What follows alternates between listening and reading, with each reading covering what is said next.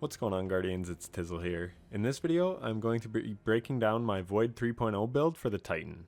So, let's start with the subclass and the aspects and fragments. I run Ward of Dawn, the bubble. I run Towering Barricade, High Lift, but you can run whatever you're comfortable with. Shield Throw is important for this build, and Vortex Grenades because they are just the best grenades, especially now that they pull in enemies. For the aspects, I run Bastion. Cast your super to grant overshield to nearby allies. Casting your barricade grants overshield to yourself and nearby allies and empowers it, enabling it to slowly regenerate the overshield of allies bunkering behind it and extend their overshield duration. And then I run Offensive Bulwark.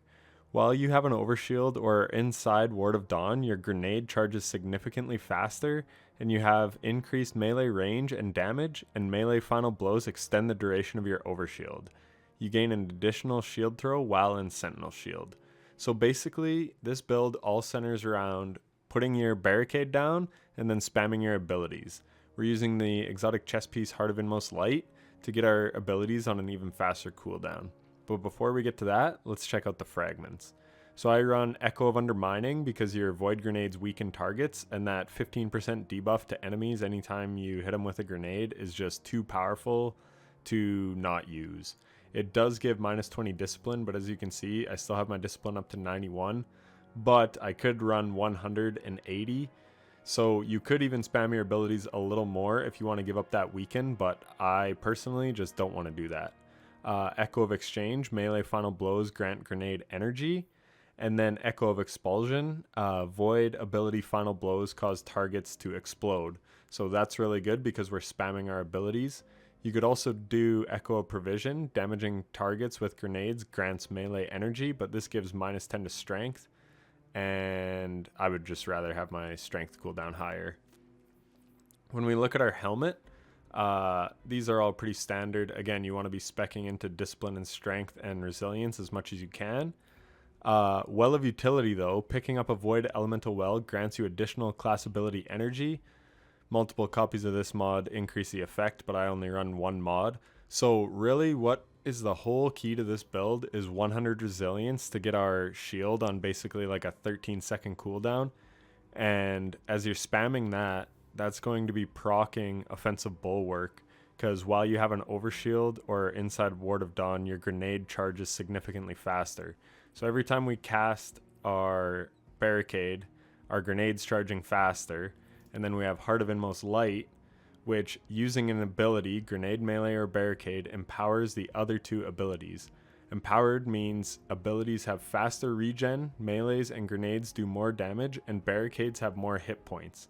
So basically, you are getting ability energy back every time you set down your barricade.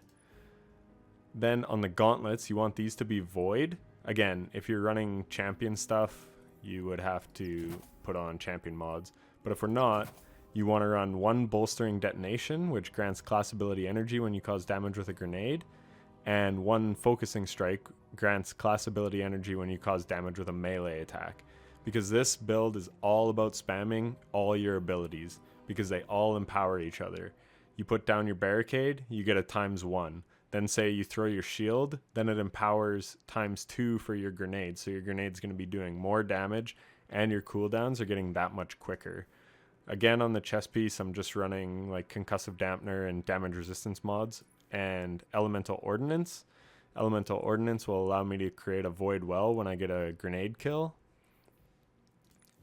On the boots, I actually have Radiant Light. I would like to run an Elemental Well mod here, but Radiant Light gives that +20 to strength, so that's key. And then Invigoration reduces our melee cooldown each time you pick up an Orb of Power. You have to have this arc mod to activate the secondary perk of Radiant Light, which is +20 strength. The casting your super causes nearby allies to become charged with light. That's just a nice bonus. And then on the class item, we have, of course, Suppressing Glaive, which is one of the strongest mods this season. Volatile Flow, which is arguably the next strongest, 1 and 1A. Picking up a Void Elemental Well grants your Void weapons volatile rounds. That is super powerful. Basically just gives them Reservoir Burst. And then Overload Grenades. Void grenades disrupt combatants, stunning them, delaying ability energy regeneration, and lowering combatant damage output. Strong against overload champions. So this is good for stunning overloads, especially right now because overload SMG and auto aren't... they will stun, but they won't prevent the health regeneration. So you basically have to kill an overload in one stun, unless you're running overload grenades, and then you can have that grenade sitting on them to prevent them from regenerating. And then I've got Bomber, reduces grenade cooldown when using your class ability. So again, we're always putting our barricade down. So every time we do, we're going to get a little bump to our grenade energy. And then for weapons, I've got my Fatebringer. If you watched my video yesterday on my Hunter, this has Osmosis, which every time you throw a grenade, then it will do damage matching that subclass element. So I will be doing void damage with my Fatebringer, which also works with volatile rounds, so it's totally crazy. And then Adrenaline Junkie on top of that, so I gain increased damage and handling when I get a kill with the grenade, ×5, or it'll stack like Swashbuckler, ×1 to 5 for every kill you get.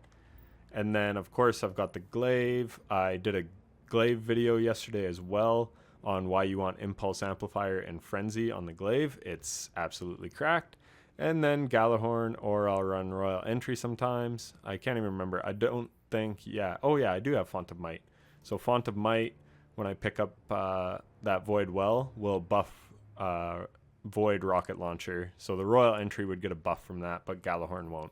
But the Glaive will, and if my Fatebringer is doing Void damage, it will. So that's the entire build. It's super crazy. I will now show you some gameplay in a Lost Sector so you can see just how much you can spam your abilities. It's actually nuts. I was running my Titan with 2 clanmates and I was putting down a shield constantly, and we pretty much always had an overshield. So now let's check out the gameplay. So before I run this Lost Sector, I'm just going to reset my abilities real quick by taking a fragment off so you can see just how slow the abilities come back without the wells going and without Heart of Inmost Light going. And while we wait for those abilities to come back, I'm just going to talk about the artifact mod really quick. Font of Might and Melee Wellmaker usually cost 4 energy to slot, so the fact they only cost 1 from the artifact mod allows us to have way better build potential, because I've got Melee Wellmaker on here. It would fit maybe, but I might have to knock it down to a minor discipline. But anyways, oh yeah, so 4. So I could fit it on my gloves. But regardless, it just opens up that many more options, and we can spec more into our discipline, resilience, and strength. If you don't really know how elemental well mods work, I made a whole video breaking down every single one of them. So if you're interested, it's on my channel somewhere. And anyways, we're just getting close to getting our abilities back now. I'm not sure how long that was, but you will see it is a lot longer than what it is once we have this build rolling. So we cast our grenade, get a grenade kill. I shouldn't have wasted that melee, but that's okay. You can see I have my grenade back already. Have my shield, so pop another overshield. Get a good angle on these guys to get some melee kills. Just like that, we have our grenade back. Those enemies haven't spawned yet, so let's take them out with our volatile rounds. Fatebringer. Kill these guys. Melee's back. Pick up our well from here. And just like that, our abilities are all back. Throw a shield down the lane. Try to suck those guys in. Volatile rounds on these guys. Pick up another well. Abilities are back. Refresh volatile flow.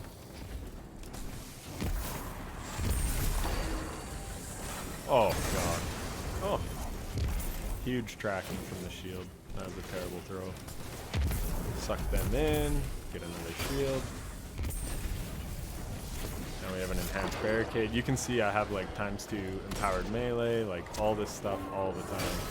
One shots him. I try not to have my glaive out too much with this one, just because I'm trying to show off the shield throw and I always forget to swap back. So then I wind up just meleeing with the glaive. But yeah, you can see this ability spam is absolutely nuts. Like, I don't know how many abilities I've used, but... Oh gosh. So I whiffed that melee. So that'll slow down the cooldowns a little bit, but I can just pick up that well in there to refresh everything. Ooh. And we're back to the races. Kill him.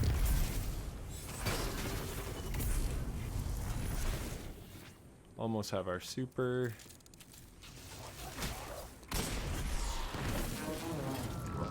Oh, I'm the worst.